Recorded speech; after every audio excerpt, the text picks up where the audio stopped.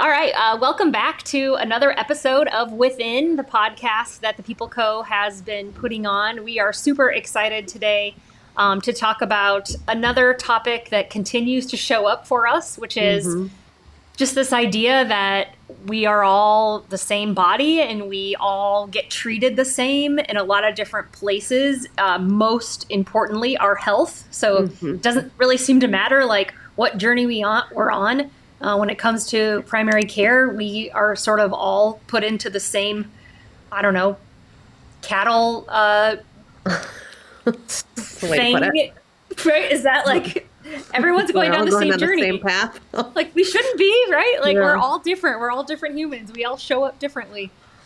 So I just think it's really interesting. My journey, through health is I've always been an exerciser. It's just what I do and how I do it. I don't have to like talk myself into going to the gym every day. I don't have to talk myself into like eating healthy. Doesn't mean that I don't like have good things from time to time, but a little wine. Yeah, right. Ice cream. Living in Wisconsin, let me tell you, the ice cream situation is way better than in Iowa. No offense to my favorite state, Iowa, but and so I think one of the things that Nikki and I have been talking about is just like how our experience through just having a baby is so crazy, and just like the things that they tell you and they treat you. And I think that that's something that we wanted to spend some time talking about today. Yeah. So Nikki, you want to talk about that? Do we tell them why this is a topic? I don't know. Should we? Exciting news that I am actually pregnant. So it's been kind of a journey, but we're excited. And so I turned 40 this year. So I guess this is kind of like where some of this is also coming up. So I really wanted one more. We kind of struggled having our second. And so it was kind of one of those, if it happens, it happens. But if it doesn't, by the time I'm 40, I'm probably going to, cut it off and be done with the two that we have. But my appointment I had, the first appointment that I had was very interesting. And I still I'm kind of like thinking through what all happened in that appointment. But I came back and I'll share what happened. But I came back and told Ali about it. And I was like, oh my gosh, like I cannot believe that this doctor told this to me. And I think it was just because, I'm this geriatric, which is so funny. I'm 39 and I will have the child before I'm 40. There's no way that I will go. My due date is 2 weeks before I turn 40, which is kind of crazy. But the fact that I was treated so different just because of my age. So Allie's had both of her. You're geriatric for both of your pregnancies, right? Yeah, I was 38 when I had Olive and 40 when I had the buddies. Yeah. So yeah. Yeah. So I had Olivia when I was 34. I had Nora when I was 36. And then I'll be 39 with this one. And the difference between having Olivia at 34 and 35 is really that threshold that they call. That's where you move into this geriatric. I put it in air quotes because I'm like, I actually feel more healthy now than I probably did at 34 or would have, in my 20s. Right. I was still going out all the time.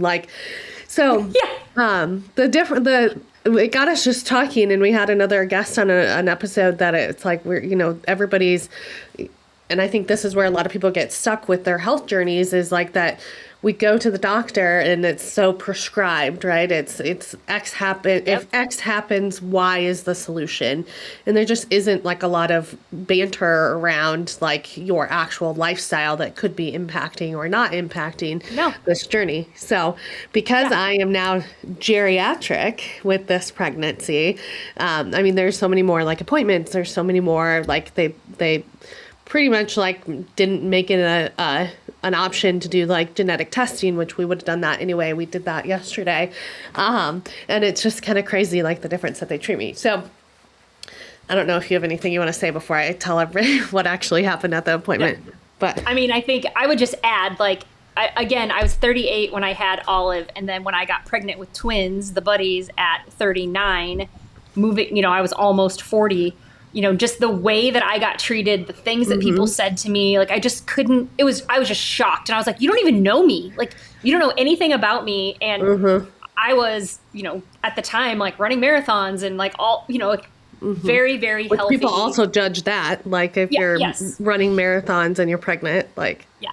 Yes, very much so. So yeah, so I just, when Nikki brought up what happened to her, which she'll share in a minute, I was like, oh my gosh, like I had the worst experience from humans that I could have possibly had at a time that was supposed to be like a super exciting time. Right now, with getting pregnant with the twins, I was completely freaked out. So that's a little bit different story. But even with Olive being geriatric and being 38 and just the things that people said and the way I got treated, I was like shocked that this was something that would happen in a world where, my goodness, people have babies all the time. All the time, yeah. What the heck? So yeah, so share this because it's, oh my gosh. Yeah. So I went to the doctor and I was probably, I think I was like 10-ish weeks at that point. Now they don't even like take you. A lot of clinics won't even like have you come in until you're, between 10 to 12. Some clinics are even 12 weeks now, that had changed when I had Nora. I mean, I feel like the first time you have a pregnancy test, they like brought you in, but, so I'm in this appointment, they do the vaginal ultrasound, verify there's a heartbeat, all the things. And the doctor she's kind of a different personality anyway. I think her background was like she was in the military, and was like medical in the military. So she's just a lot more regimented. So I knew that going into the appointment. She wasn't always my favorite one to go to in the rotation of the doctors, but what happened, so I put my clothes on, she comes back in and she sits down very formally and, well, congratulations, there's a heartbeat, you have a viable pregnancy. And she just doesn't say much after that. Do you have any questions? And then she looks at me and she goes, I do see that you'll turn 40 next year. Have you thought about sterilizing yourself after this pregnancy? And I was like, oh, you like just had your hands up my, hoo-ha, like now you're talking about sterilizing me. And, I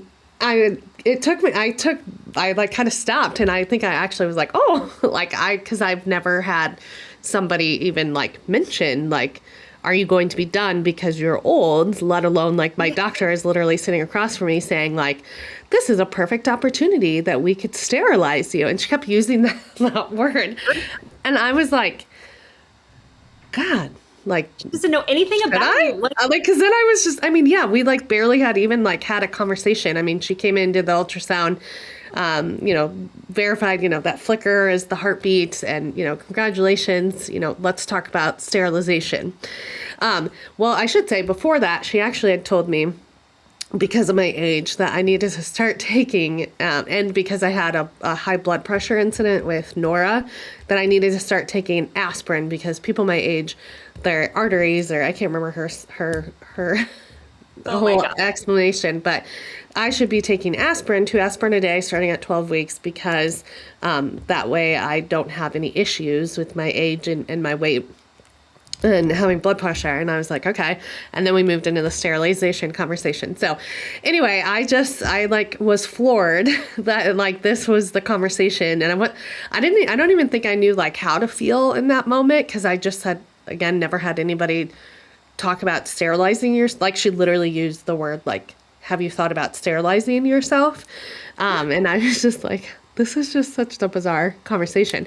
So I had a follow-up appointment yesterday to do my my genetic testing. It's going to be on your mind forever, Nikki. The brain is just like moving to the geriatric.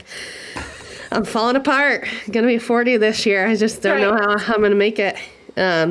But anyway, I actually talked to the doctor because it was a different doctor, and she's actually the one that sent me to the hospital to have Nora, our second one. And I was just like, I just have to like ask about this because this was just such a bizarre interaction with another doctor on the team. And I told her, what she had said, and her eyes were just like so wide, and she's like, oh my gosh, I'm so sorry. And I'm like, no, I'm not mad. I just like, I'm not even informed of like what that looks like. To me, I think a sterilization that like, a third world country and they're going in and doing something crazy. And so I'm like, can you educate me and give me some more information around like what this mean and what this looks like? Is it going to change my hormones? Is it going to change, I want to be more informed to make this decision than what this other doctor gave me. So anyway, she got out her models and, we cut the fallopian tubes off. So, sperm and egg can't, implant somewhere and make another baby. And I was like, okay, I felt so much better leaving that conversation. But it's just, the fact that the sterilization conversation was kind of the first thing that was brought up after all the logistics of like, what hospital do you want to deliver at? And, all these things. But then also just like the lack of information, like it wasn't even like, can we talk through this? It was just like, have you thought about this? I think it would be a good option for you. And I'm like, holy jeez. So anyway, that was the whole experience. It's obviously we're just at the beginning. So I'm trying to figure out a way to like vlog about my geriatric pregnancy. I have been a little nervous to get pregnant because of my health journey that I've had. And that's also I brought that up to the doctor the first time and, she asked, have you had any health issues? And I was like, yeah, actually, if you read my file, I've been to Mayo and like all of the things. And she like didn't even ask questions about that. She almost was like intimidated to even like her eyes kind of were like big and, oh, okay, well, you'll be fine. Like, I don't know. It was just a weird experience. Will I? I know. Well, I was telling you when we were talking yesterday about just like the uneducation that is really around like your, overall around like any type of pregnancy, right? Like unless something is really going wrong, like you have high blood pressure or you, whatever it really is. Like I was telling Nikki yesterday, I was in Chicago and I moved to Iowa and I was trying to find an OB, right? And I was taking a mini pill it was called the mini pill and it was a, oh my gosh, why am I blanking? I've never heard of this. It was I was telling you about it yesterday. It was the, oh my gosh, you have to take it because vitamin. It was the, Oh yeah, that you had to order, and it was like really expensive. Yeah. Yes, and I was in Chicago. Like I said, I had a really hard time with the prenatal vitamin. That's what it was called, prenatal vitamin. Oh. My age is showing up right now. We're both geriatric. It's fine. That's right. And I just said to the pharmacist that I was like, I need this mini. It was called the mini pill, and it was a prenatal vitamin, and it was small, and I took every single type of over-the-counter prenatal vitamins that the people could find me. And I would get sick. I felt like crap. And I was not early stages. I was way more than 12 weeks. We moved to Iowa when I think I was 32 weeks pregnant, right? So we had moved here. So I had been pregnant for a long time and I had been taking this and it finally got to the point where I needed to reorder, right? Right. So I went to the pharmacy and the woman behind the pharmacist was like, do you know you're taking a prenatal vitamin that's $99 a month? And I was like, yep, sure do. And she's like, that seems like a lot of money for a prenatal when they have over the counter. And I'm like, yeah, but I would get sick. Like it would make me ill. Right. And I would feel terrible. And I work full time. Like I can't be sick this whole pregnancy. Like if I found something that works, like why are you judging me on the fact that I'm taking a $99 prenatal vitamin? Like what in the world? So like that had happened. I also had a woman tell me that I was obese because my BMI was out of range. And I was like, I'm 30 weeks pregnant. Like, yes, of course my BMI is high.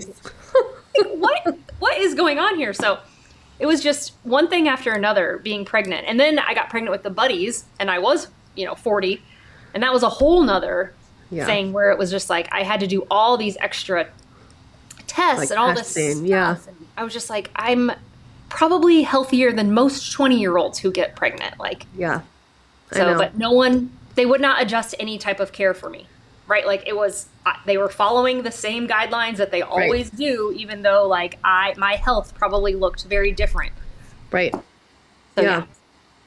Yeah. So it just has kind of been like a reminder for me, especially like, cause it's like in my face right now, like just the advocacy for yourself and like just be informed, like go do some, like, go to Mayo's website has tons of information, or, a lot of these websites you can go get like a ton of information on anything that you want. Make sure that what you're reading is like good, legit information. But it just, you go through these, and I respect the doctors. Like there's nothing, Western med is a needed thing. But I'm also like, can we get to a space that there's at least like a little in between of like, the office that I'm going to, like, was very, that clinic has very much been a part of my journey. That's the only, hospital system or clinic system, I don't even know what to call it, that our family uses in town. So all the specialists and all the things that I'd done on my journey are all documented in my file. And she just kind of like shrugged it off and was like, well, we're here now. Like, let's hope for the best. And I'm just like, wow, I like would have loved to talk about that a little bit more to see if there's anything I could do. But I just think, they have their time and their appointment schedule, and they have their agenda. And, so knowing, and that's why I didn't, for that first appointment, that knowing that lady was like that, like, that's why I just, again, I was like, I'm just not even going to go there with this lady. I'm going to just wait till I see the next doctor. But again, had I not known her and that was the answer I got, like, how could that have looked for somebody that didn't know the difference? So just asking the questions and making sure that you feel good about what your game plan is, I guess, is the best way to say it. Because everybody is so different and everybody's journey is so different. And we get put between these little, like, well, the U.S. statistics tell us that we should be at this number and this number. And it's like, well, U.S. is not super healthy. So, like, it's not always great to look at, some standard and then be told you're fine, even if you don't feel like you're fine. So, anyway. Anyway, awesome. I don't know if you have any other thoughts on this agenda, but it just has been an experience. And I feel good outside of, I've had a little morning sickness this past week. I get really out of breath, which is kind of weird. That's been like I never had that with my other pregnancies, but, well, you're old now. I know. That's it. I mean, I think at the end of the day, I wish that we could move into this space where we're getting cared for who we are, not necessarily for like what it says we should be. I just think that's a thing. I think some of it, like, and that's where I think the potential within comes in, and some of the functional, like, resources and holistic resources, and I do think, especially the work with, NCMIC, the title sponsor we have for the potential within, they're doing a ton of work in the naturopath space that we didn't even realize, lobbying for different things for like the holistic side of medicine. So I do think that like in the next several years, things will start to change and we'll be able to have access to different root cause resources versus just always like the reactive med. But until then, I'm just like grateful that we're creating a space that people can go and talk and ask the questions and have people that, like, they're not going to raise your eyebrows if you go ask them a question about your journey or kind of what you're going through, because that's just something that's lacking in our world today. So, yep. And it can be a scary place to be. Yeah, for sure. So anyway. Well, again, congratulations. We're super excited.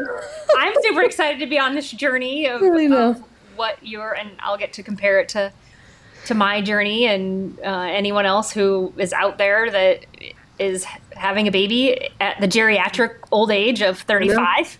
Us oldies got to band together.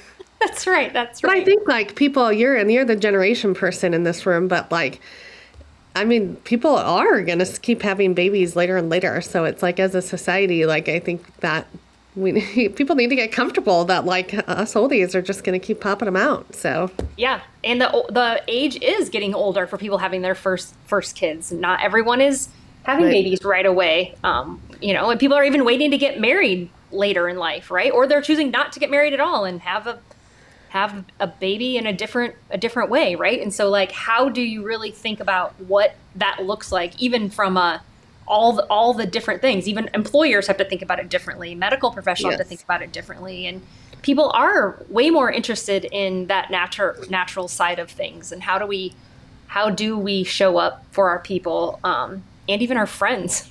Yeah. Right? Like, we're Right. super excited to be on this journey with Nikki because we're going to get to experience it different than what we, again, I had twins at 40 and that was a crazy ride. And then we have Heidi on the other end, who Heidi had all of her babies early, right? And her kids are all out of the house, where Nikki and I are still in the throes of, I'm not toddlers, Nikki's toddlers, and we'll get to be babies. But still, like, just being the old, like, I'm going to an event Saturday night with my kids, and I am by far one of the older parents that will be in the room to have elementary school kids. So and that's okay. So I think there's something to be said for that too, though. So everybody has their own journey, and I think we just need to start, respecting that. So anyway, hopefully, if you are also a geriatric pregnant person right now, or have been, or want to hear ride along for our journey. Well, thanks for joining us today for the Within podcast. We'll be back next week. Thank you. Thanks.